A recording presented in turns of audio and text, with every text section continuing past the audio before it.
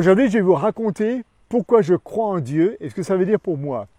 Parce que croire en Dieu, pour moi, ça voulait dire je crois qu'il y a un Dieu quelque part comme je crois que demain il va faire beau. C'est pas quelque chose qui influence beaucoup ma vie. Bon, évidemment, s'il fait beau, je vais aller à la piscine, c'est vrai.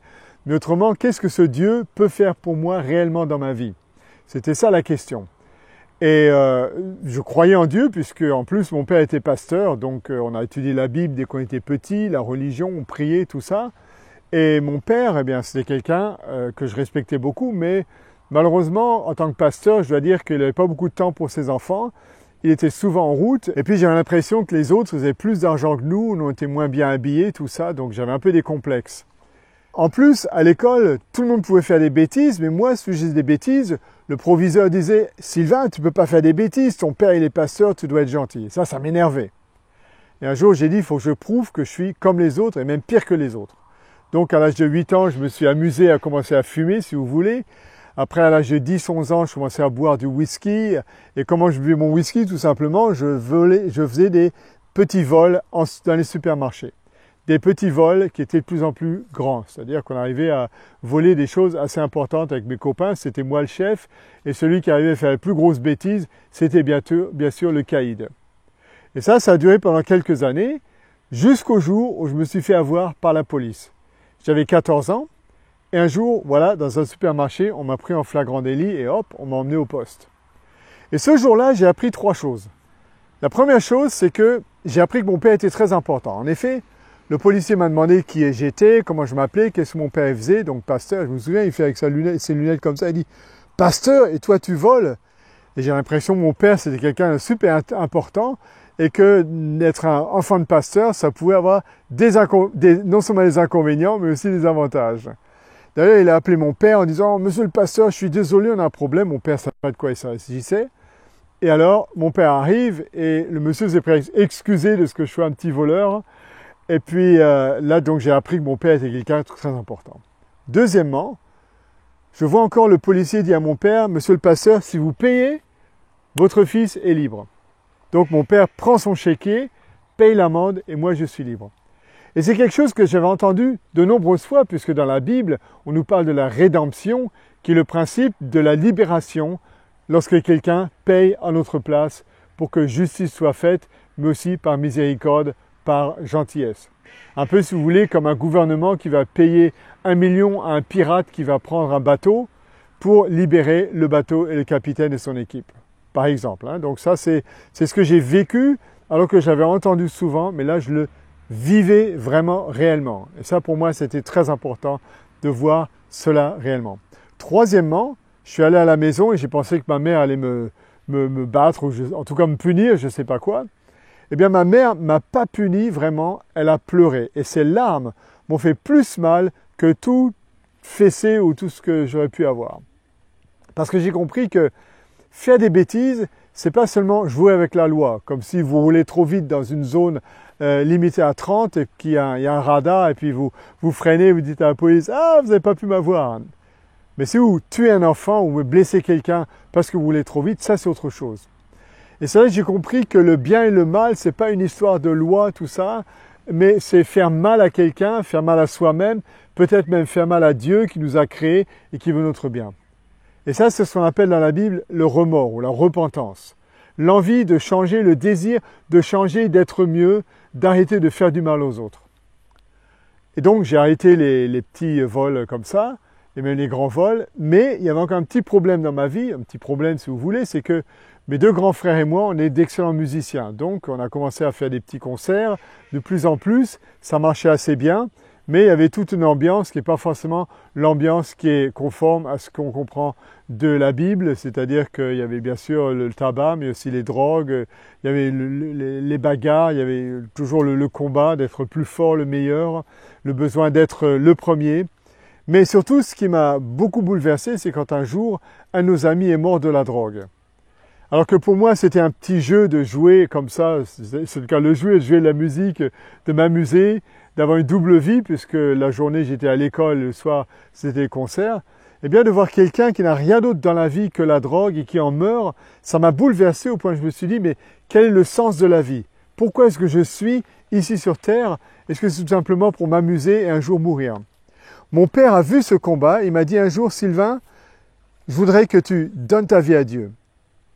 Pour nous, ça voulait dire se faire baptiser, le baptême étant le symbole de l'appartenance à Dieu. Et je ne savais pas exactement ce que ça voulait dire, mais je savais que je voulais faire quelque chose de nouveau avec ma vie, je ne voulais pas rater ma vie. Et donc, j'ai décidé de dire oui, Dieu, voilà ma vie, fais-en ce que tu veux. En effet, je n'ai pas très bien compris ce que ça voulait dire, mais je l'ai expérimenté. C'est-à-dire que quelques semaines après ceci, j'ai eu un rêve. Le rêve me disait « va en Allemagne, pars en Allemagne ». Moi qui n'étais jamais allé en Allemagne. Bon, j'avais appris 2-3 années d'allemand à l'école, donc je parlais quelques mots, tout ça. Mais j'étais jamais dans ce pays et c'était 3 mois avant le baccalauréat. Et je me suis dit, pourquoi pas, à l'époque on avait un peu les cheveux longs, on faisait du stop, j'ai dit, je vais en Allemagne. Et mon père, avant de partir, m'a donné l'adresse d'une école chrétienne et c'était surtout une faculté de théologie. Donc il m'a dit, si tu ne sais pas où aller, vas-y. Et je suis arrivé un beau jour pour passer 2-3 jours dans cette école, quelques mois avant le baccalauréat. Je dis, ça m'a beaucoup plu parce que les gens étaient super sympas. Ils se tutoyaient tous, c'était pour moi nouveau, les chrétiens en Allemagne se tutoient. Le directeur, il avait une tête de smiley, il était vraiment super gentil, les gens étaient gentils. Et puis je me suis dit, pourquoi après le bac, tu viens pas là? Tu vas apprendre l'allemand comme il faut, tu vas être loin papa et maman, hein, à 17-18 ans, c'est ce qu'on veut. Et surtout, tu vas faire de la musique sans la drogue et tout ça, dans un milieu meilleur. Alors, 3 mois après, je suis revenu après le bac avec ma petite valise, ma basse électrique et j'avais très peu d'argent. Et je suis arrivé dans cette école et le même directeur m'a dit « Bon Sylvain, qu'est-ce que tu veux faire là ?» Ben, j'ai dit « Je vais apprendre l'allemand. » Il m'a dit « Non, ici c'est une faculté de théologie, c'est pour apprendre la théologie. » Moi, la théologie, non. Je ne veux pas être pasteur, ça c'est sûr. Donc qu'est-ce que je vais faire là? Mais dès le premier jour, j'ai rencontré des jeunes qui voulaient faire la théologie, qui étaient très motivés. Certains venaient de pays communistes, donc ils avaient traversé à la nage le Danube et tout ça, donc ils avaient fait des grandes expériences, ça me rappelait un peu James Bond si vous voulez, mais ils me parlaient de Dieu qui fait des miracles. Et c'est quelque chose que je connaissais pas du tout, du tout. Alors je les ai écoutés, puis ils m'ont dit viens, on va étudier ensemble, et puis en plus il y avait les langues, moi qui aime les langues, il y avait du latin, du grec, de l'hébreu, je me suis dit bon, je vais commencer un peu.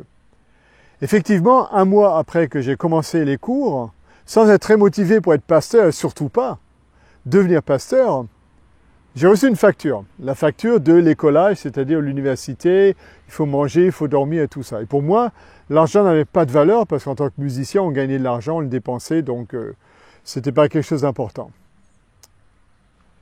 Mais je me suis dit, comment est-ce que je vais payer cette somme tous les mois si j'étudie, j'apprends l'allemand et tout ça, c'est pas possible, j'ai pas le temps de faire des concerts et tout ça. Et c'est là que quelqu'un m'a dit, tu peux faire des expériences avec Dieu, tu peux voir que Dieu, il est vivant. Et on m'a montré un texte dans la Bible. Dans ce texte, Jérémie 9, verset 23, la Bible nous dit, Dieu nous dit, si tu es sage, ne t'en glorifie pas. Si tu es fort, ne fais pas le malin. Si tu es riche, ne te glorifie pas. Mais si tu veux te glorifier, glorifie-toi de ce que tu connais Dieu, car lui, il est bon, il exerce le droit, etc. Donc, on peut connaître Dieu. C'est quelque chose que je ne connaissais pas, mais ça m'a rappelé que dans ce livre, eh bien, il y a l'histoire de Moïse qui a traversé la mer Rouge avec le peuple d'Israël. Il y a d'autres personnes qui ont entendu, qui ont vu des miracles. Et je me suis dit, pourquoi est-ce que ce Dieu ne pourrait pas faire un miracle pour moi aujourd'hui? Et je me suis dit tout simplement, Dieu, si tu existes et si tu es vivant, et si tu veux que je devienne pasteur, tu sais que je n'ai pas envie, eh bien c'est très simple, fais un miracle, paye-moi tous les mois tout ce que je dépense pour être dans cette université. Eh bien, vous savez ce qui s'est passé? Rien du tout.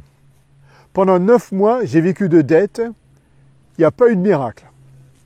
Jusqu'au jour où je me suis dit que ce que je venais de faire, en fait, c'est pas vraiment ce qu'on peut faire avec Dieu, parce que Dieu, c'est Dieu. Dieu, c'est le chef. On ne peut pas lui dicter ce qu'il doit faire, on ne peut pas lui dire « fais ceci, fais cela, et moi, je vais obéir ». En fait, ça doit être le contraire. C'est Dieu qui doit nous dire ce qu'on doit faire, et on va obéir.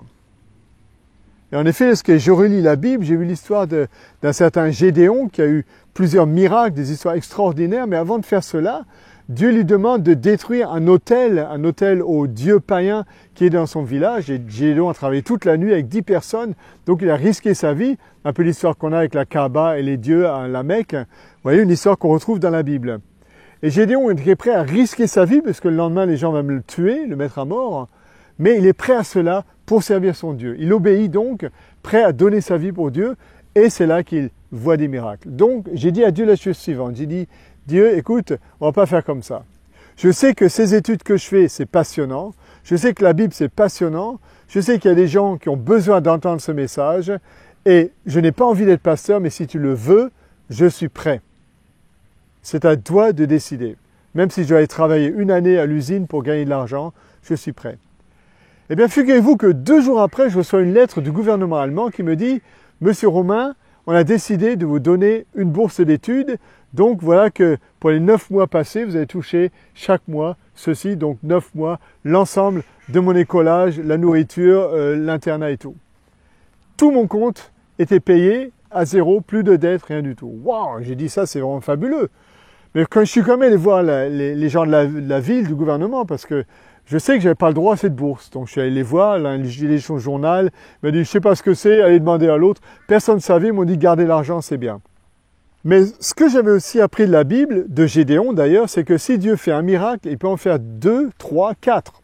Et deuxièmement, lorsque Dieu nous donne quelque chose, il nous le donne comme si nous étions responsables. Dieu nous met quelque chose sous sa garde, c'est-à-dire que notre argent, notre santé, nos talents, il nous les confie et lui qui est le chef, qui est le maître, va nous demander des comptes. Un peu ce que le Coran dit en disant qu'Adam est le khalif, donc celui qui va s'occuper de la terre, où il doit rendre des comptes à Dieu. Alors ça veut dire que quand je reçois quelque chose, si je le communique à d'autres, je suis comme un canal qui reçoit et qui donne. Et plus je donne, plus je reçois. Et à cette époque-là, il y avait eu des tremblements de terre quelque part et j'avais l'impression que je devais donner cet argent, sachant que si Dieu a fait un miracle, il peut le refaire. J'ai donc donné l'argent et puis, voir ce qui se passait, eh bien, tout simplement, 2 jours après, j'ai une nouvelle lettre du gouvernement qui disait ceci. La lettre, j'ai toujours chez moi d'ailleurs. Monsieur Romain, il y a un changement dans votre situation. J'ai eu un peu peur que je devais repayer l'argent. Non. Ils m'ont dit, vous n'allez pas avoir 100% de vos études payées, mais 150%, rétroactivement. Ils m'ont payé un voyage par mois à la maison, ils m'ont payé l'argent de poche et tout ça. Et ça a duré pendant toutes mes années. Et ensuite, les études ont terminé et ils ne m'ont plus rien payé. Et qu'est-ce qui s'est passé? Il s'est passé la chose suivante. Des étudiants d'autres pays, de France, du Luxembourg, qui parlent un peu allemand, ont dit, venez étudier en Allemagne, c'est fabuleux, les gens nous payent tout, les études. Et le gouvernement a dit, non, c'est pas comme ça. Si, il y a un Français. Et le gouvernement a regardé la situation, on s'est rendu compte de la chose suivante. Lorsque j'ai prié que Dieu me donne cet argent, une loi est passée, une loi au niveau de l'Union européenne, parce que c'est la grande amitié à l'époque entre la France et l'Allemagne, et l'Allemagne a décidé que les étudiants venant de d'autres pays de l'Union européenne pourraient toucher des études payées.